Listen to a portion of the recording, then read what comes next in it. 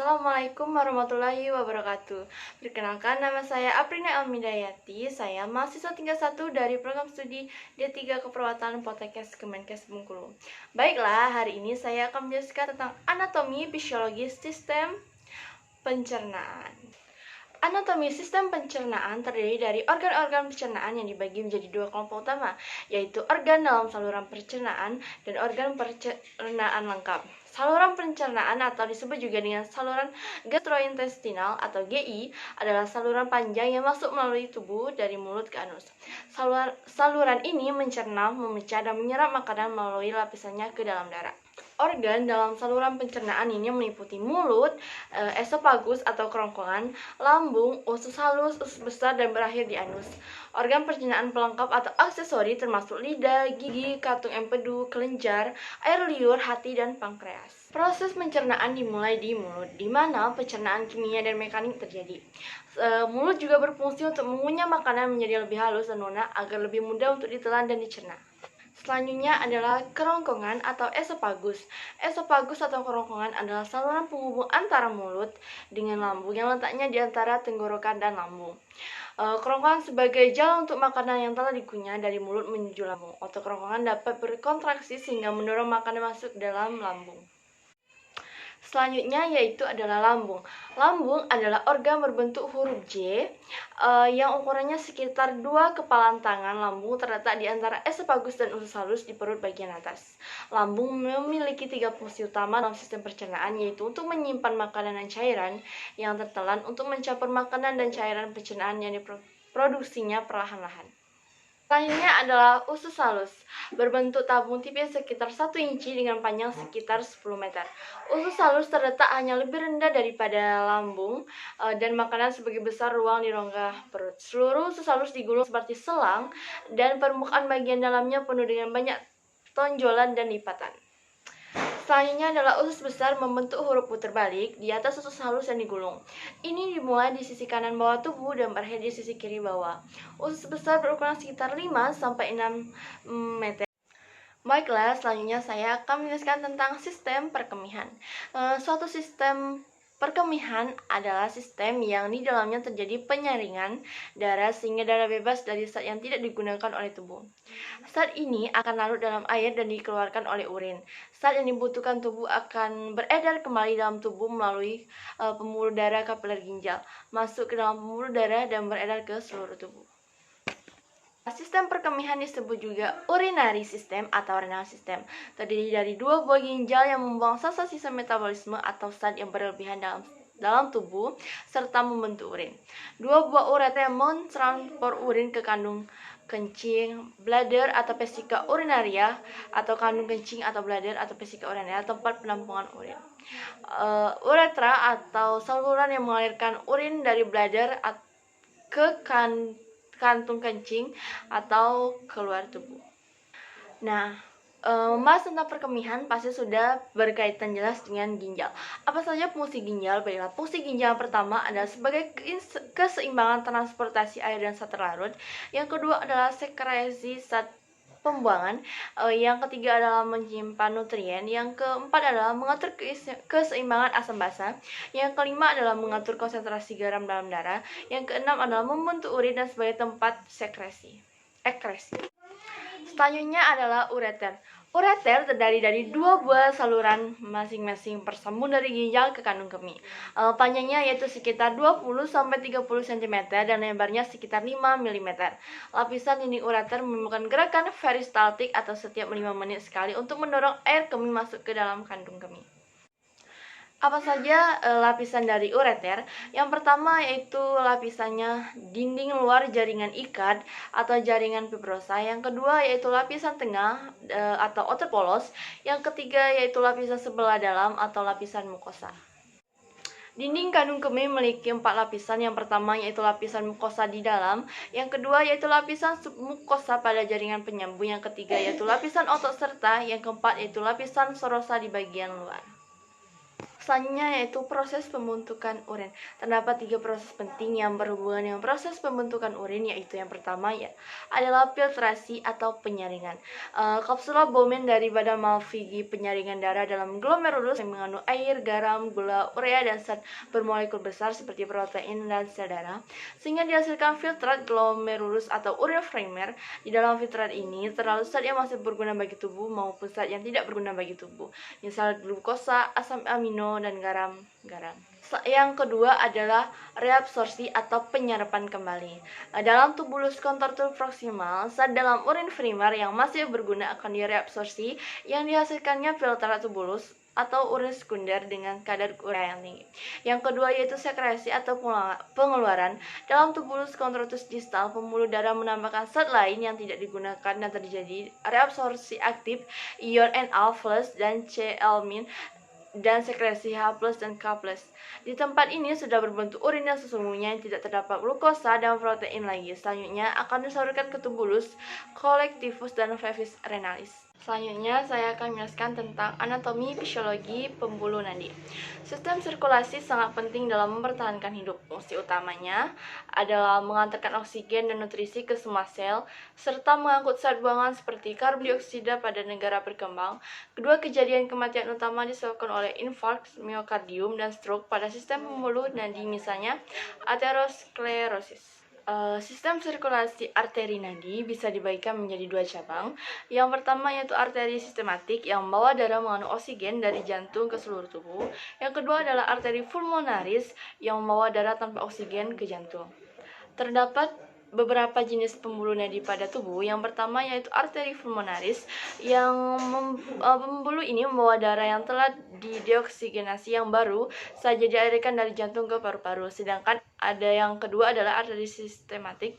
Arteri sistemik membawa darah menuju arteriol dan kemudian ke pembuluh darah di mana zat, nutrisi, dan gas ditukarkan. Yang ketiga yaitu aorta. Aorta adalah pembuluh nadi terbesar dalam tubuh yang keluar dari partikel jantung dan membawa banyak oksigen. Yang keempat adalah arteriol. Arteriol adalah pembuluh nadi terkecil yang berhubungan dengan pembuluh kapiler. Yang keempat adalah pembuluh kapiler. Pembuluh ini bukan pembuluh nadi sesungguhnya. Di sini terjadinya pertukaran zat yang menjadi fungsi utama sistem sirkulasi. Pembuluh kapiler adalah pembuluh yang menghubungkan cabang-cabang pembuluh nadi dan cabang-cabang pembuluh balik yang terkecil dengan sel-sel tubuh. Selanjutnya adalah fungsi arteri. Arteri adalah bagian dari sistem sirkulasi yang mengantarkan darah mengandung oksigen ke jantung, ke seluruh tubuh. Arteri koroner membawa darah ke jantung supaya otot jantung bisa memompa darah ke seluruh tubuh. Arteri mempunyai tekanan darah yang lebih tinggi dari bagian-bagian sirkulasi sistem yang lain. Tekanan darah dalam arteri selalu berbeda selama siklus jantung. Tekanan darah tertinggi adalah saat jantung berkontraksi dan terendah ketika jantung merileks. Variasi tekanan menghasilkan denyut nadi yang bisa dirasakan di berbagai tubuh seperti di nadi radial. Arterial mempunyai pengaruh terbesar pada aliran darah lokal dan keseluruhan tekanan darah. Ini adalah penggambaran. Sistem pembuluh nadi memiliki bagian tekanan yang tinggi pada sistem sirkulasi. Tekanan darah biasanya menunjukkan tekanan pada pembuluh nadi utama. Tekanan pada saat jantung mengembang dan darah masuk ke jantung disebut diastol. Tekanan sistol berarti tekanan darah saat jantung berkontraksi dan darah keluar jantung. Tekanan darah ini dapat diukur dengan tensimeter atau sphygmomanometer. Selanjutnya saya akan menjelaskan tentang anatomi fisiologi jantung. Jantung adalah bagian vital dalam tubuh yang bertugas untuk menerima dan memompa darah ke seluruh tubuh. Organ ini punya ukuran yang sedikit lebih besar dari kepalan tangan, yakni sekitar 200 sampai 425 gram. Letak jantung berada di antara paru-paru di tengah dada, tepatnya di bagian belakang kiri tulang dada. Berikut adalah anatomi jantung beserta fungsinya. Perikardium, yang pertama adalah perikardium. Jantung berada dalam rongga berisi cairan yang disebut rongga perikardial. Di dinding dan lapisan rongga perikardial inilah yang disebut dengan perikardium. Perikardium adalah jenis membran serosa yang menghasilkan cairan serus untuk melumas jantung selama berdenyut dan mencegah gesekan yang menyingkirkan antara jantung dan organ sekitarnya. Bagian ini juga berfungsi untuk meranggah dan menahan jantung untuk tetap berada dalam posisinya. Dinding jantung terdiri dari 3 lapisan, yaitu epikardrium, lapisan terluar, miokardium, lapisan tengah, dan endokardium, lapisan dalam. Selanjutnya adalah serambi. Serambi atau disebut juga atrium merupakan bagian jantung atas yang terdiri dari serambi kanan dan kiri. Serambi kanan berfungsi untuk menerima darah kotor dari tubuh yang dibawa oleh pembuluh darah, sedangkan serambi kiri berfungsi untuk menerima darah bersih dari paru-paru. Serambi memiliki dinding yang lebih tipis dan tidak berotot karena tugasnya hanya sebagai ruangan penerima darah. Yang ketiga adalah bilik. Sama seperti serambi, bilik atau disebut juga ventricle merupakan bagian jantung yang terdiri dari bagian kanan dan kiri. Bilik kanan berfungsi untuk memompa darah kotor dari jantung ke paru-paru. Sementara itu, bilik kiri berfungsi untuk memompa darah bersih dari jantung ke seluruh tubuh. Selanjutnya itu katup. Jantung memiliki 4 katup yang menjaga aliran darah mengalir ke satu arah, yaitu yang pertama adalah katup trikuspid, mengatur aliran darah antara serambi kanan dan bilik kiri. Yang kedua adalah katup pulmonal, mengatur aliran darah dari bilik kanan ke arteri pulmonaris yang membawa darah ke paru-paru untuk mengambil oksigen. Yang ketiga adalah katup mitral, mengalirkan darah yang kaya oksigen dari paru-paru mengalir dari serambi kiri ke balik kiri. Yang keempat adalah katup aorta, membuka jalan bagi darah yang kaya akan oksigen untuk dilewati dari bilik kiri ke aorta atau arteri terbesar di tubuh.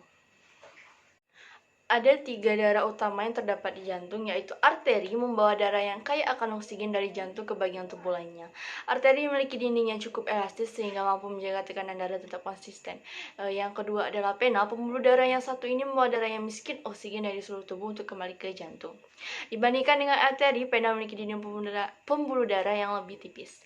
Yang ketiga adalah kapiler. Pembuluh darah ini bertugas untuk menghubungkan arteri terkecil dengan pena terkecil. Dindingnya sangat tipis sehingga memungkinkan pembuluh darah untuk bertukar senyawa dengan jaringan sekitarnya, seperti karbon, dioksida, air, oksigen, limbah, dan nutrisi. Yang selanjutnya adalah siklus jantung.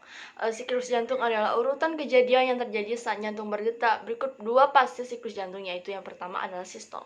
Jaringan otot jantung berkontraksi untuk memompa darah keluar dari ventrikel. Yang kedua adalah diastol. Otot jantung rileks terjadi pada saat pengisian darah di jantung. Tekanan darah meningkat di arteri utama selama sistol ventrikel dan menurun selama diastol ventrikel. Hal ini menyebabkan 2 angka yang terkait dengan tekanan darah. Selanjutnya saya akan menjelaskan tentang anatomi fisiologi sistem reproduksi pria. Bagian-bagian sistem reproduksi pada laki-laki yang pertama adalah kelenjar, ada testis, vesika seminalis, ada kelenjar prostat, ada kelenjar bulbo-uretralis. Yang kedua adalah ductus. Di ductus ada epididymis, ductus seminalis, dan uretra. Yang ketiga adalah bangun penyambung, skrotum, ada peniculus spermaticus, ada penis.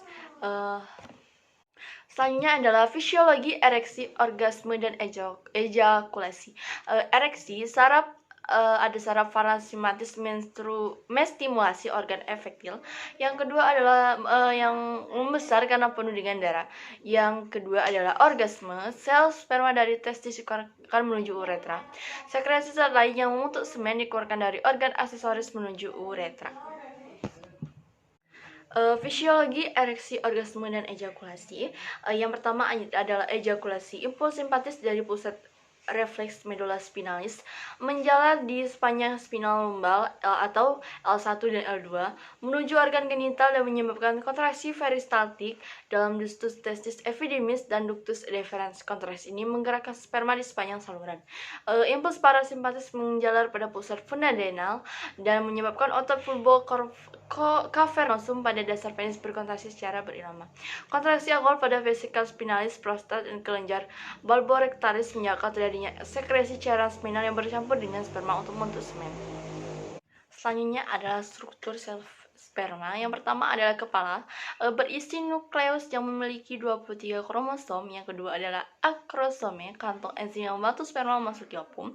Yang ketiga ada badan, di sana terdapat mitokondria sebagai penghasil energi. Yang ketiga adalah ekor, berbentuk flagel yang membantu pergerakan. Selanjutnya saya akan menjelaskan tentang anatomi fisiologi sistem reproduksi pada perempuan. Yang pertama adalah alat genitalia eksternanya. Di situ ada mons veneris, ada labia majora, ada labia minora, ada clitoris, ada vestibulum, ada introitus vagina, ada glandula Bartolini. Selanjutnya adalah yang kedua adalah alat genitalia interna. Di situ ada vagina, ada uterus, ada tuba fallopi dan ada ovarium. Kemudian ada fisiologinya, yaitu yang pertama adalah siklus menstruasi. Ada perubahan reguler pada lapisan uterus yang menyebabkan pengeluaran darah yang terjadi hampir setiap bulan. Yang kedua adalah menarche atau masa haid pertama. Yang ketiga adalah menopause atau akhir dari siklus menstruasi akibat dari penuaan ovum. Yang kemudian adalah siklus reproduksi wanita. Di situ ada ovarium, ada endometrium menstruasi, ada myometrium, ada gonadotropin.